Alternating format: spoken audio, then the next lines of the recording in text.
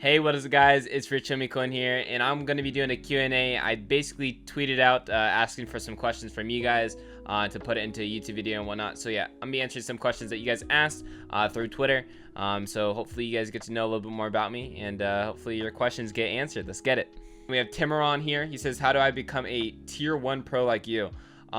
So my biggest advice to someone that's trying to, grind to become a pro in Fortnite would definitely be just to sort of, get a good friend group and challenge yourself when it comes to practice. Make sure that you practice stuff that you're not, you don't enjoy too much. Let's say like you're really good at mechanics, and maybe you have to VOD if you learn how to play a little bit slower and play for endgame. If you are very good at, rotating, then you have to hop in and you have to get better at mechanics, something that I have to do myself. But that's how you get to tier 1 pro, and spending more hours and just being super focused when you are playing Fortnite instead of playing pubs, instead of just messing around in arena. You're spending hours, your hours right by 30 minutes, setting specific things that you need to work on, like editing, PGing, box fighting, or whatnot. We have XP follower here. His question was, what was my favorite LAN event? My favorite LAN moment was qualifying to Twitch rivals at TwitchCon in 2019, I think it was. I was playing with Wheels and Garwood, and we ended up clutching up through one of the open heats to make it to the finals. But that was a very, very fun experience, I gotta say. And just being able to, sort of meet everyone at TwitchCon and also win a couple $1,000s was really, really nice. We have Guop saying, where do you see yourself in 5 years? So this is a pretty good question. It's something that I haven't really thought about too much. I sort of just try to focus it, month by month, and just sort of see what comes, because, you never know what happens. One huge event, one huge, moment in your career can completely boost you. But I definitely see myself still doing content and just growing my brand overall as I want to make this future. And I appreciate all you guys that support me, because it definitely helps my dreams come true. So I appreciate you guys. All right. Well, we got Unwept here. He says, who do you look up to most in the gaming community? So actually, I saw this question, and I was really thinking about it for a couple hours, and I would gotta say that Summit1G is probably one of the biggest people that I look up to, just because of how big he is, and I just really like how genuine he is, and he doesn't really have a fake persona. And whenever you watch him play the game, it's really just him enjoying video games and just, being able to share it with his audience or whatnot, and he's pretty funny. So I would definitely say Summit1G is one of the biggest inspirations when it comes to the gaming community and Twitch. We have Forsyth here. He says, how do you keep such a good mental during solos?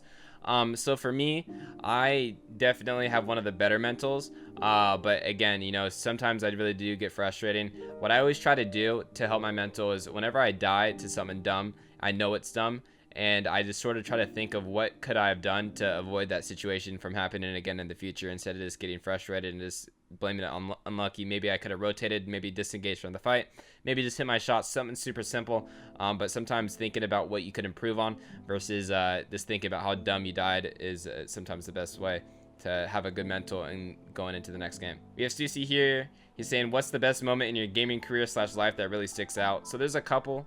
I want to keep it probably to 3. Me getting hosts from Tfue and Booga within the same day after placing 13th in Duo F and CS with Vinny was a really good experience, just because of the opportunity. Another thing was going to DreamHack and being able to say hi to everyone. DreamHack was really, really fun for myself, because I just went around saying hi to literally everyone in the West community, and being able to really, get that connection with my supporters was really dope. And also WSOE was probably the biggest impact in my life, because that was the first event that my parents really were able to watch and see me perform live and see how big really esports is in itself. And then we got Norcal Elite saying, can I get an I don't even know what that is, but there it is. I got you, Elite. Cutie Emerson says, who got you into playing video games? My cousin got me into playing PC games. I was always playing the DS or the Game Boy when I was younger, Pokemon or Mario Kart or whatnot. But those are like the main things. But when it comes to PC, definitely my cousin. He played a lot of Roblox and Minecraft, and I really got hooked onto Minecraft especially. And that sort of fueled my love for PC games. We got Ivo FMBR saying, is there anything that I regret not doing? Definitely pushing my brand at the very start of Fortnite is something that I regret not doing. Something as simple as putting Twitch TV in my username, I feel like would have helped me and propelled my career at the very start of Fortnite.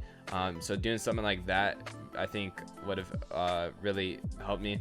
And I feel like it sort of set me back, because there was a time when I was sort of getting to like a decent size where I would get a lot of people coming into my chat and be like, oh, I know who you are, but I didn't know you stream. So definitely putting Twitch TV in my username at the very beginning of Fortnite was something that I wish I would have done. We got Zyles here saying how to stay motivated. So the biggest thing that helps me stay motivated and why I just sort of grind so much is because I grind content, and I also sort of see Fortnite as my future. So that's something that I see a lot of people not really, you know, having that passion in, because I feel like they're sort of just playing Fortnite for temporarily, just to have fun and just maybe to make a little bit of cash, when I want it to be my future. I want it to be my job for the rest of my life.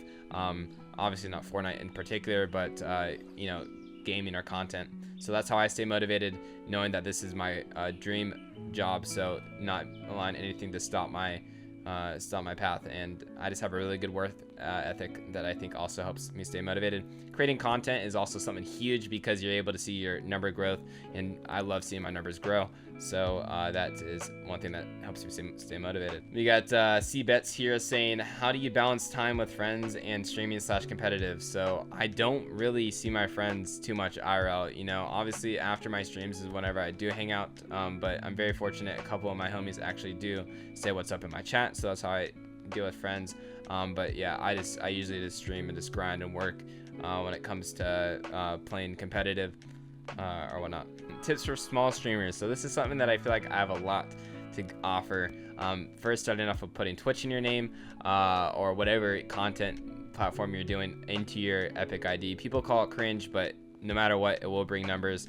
Another thing that I would really recommend is to grow on other social platforms like Instagram or Twitter, because those followers might transfer over to your Twitch, which, you know, also transfers over in viewers and definitely helps with Twitch growth. So that's my biggest tip, is to grow on other social medias. We have Evan the bot here asking a really good question, got a lot of likes. So he says, what would you do / work at right now if you weren't at this much success right now? So I would be focusing on getting a degree in business, minoring in finance, which I'm already doing, but I would probably, you know, almost be done with it or whatnot. But I'll probably be working at like an In-N-Out, some type of job that pays above minimum wage.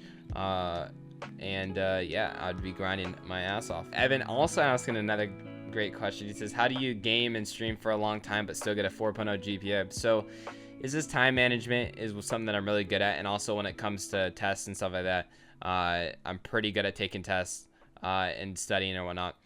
So one thing that I do is I focus on doing school before Fortnite, because then I can just worry about Fortnite for the rest of the night. So yeah, definitely putting school first and not procrastinating is something that I'm really good at doing now. Something that I struggled in when I was probably in 9th or 10th grade, but I ended up mastering it. But yeah, just setting up priorities, and I always just sort of think whenever I'm playing Fortnite, I don't want to be thinking about school, so you might as well get school away or out of it before playing Fortnite. And sometimes when you're playing Fortnite and then you end up getting really tired or just not wanting to do school at all, and you just be like, oh, it's all good, I'm not gonna do it anyways. But if you do it early, then you're not gonna be at that point where you're gonna put it off. JC said, did you see the career going far at the very beginning? And I would say honestly no. I was streaming for like 2 months and I had like 0 viewers. I was really struggling. I didn't really stream because I wanted to make it into a career, but it was always sort of like a goal that would be cool if it came true. I was sort of more or less just doing it for my own benefit of being able to watch and record my gameplay. When was the first time you were the most nervous playing, and why were you so nervous? Did you do anything in that event to fix your nerves? This was from Sidlot FN. I remember my first scrim. My first scrim was when I was the most nervous. I was shaking on high ground. I've never been this shaky before, but I was terrified. I wish I had the video footage of it, but it was a step 1 solo scrim, and I was absolutely terrified, and I ended up winning the game.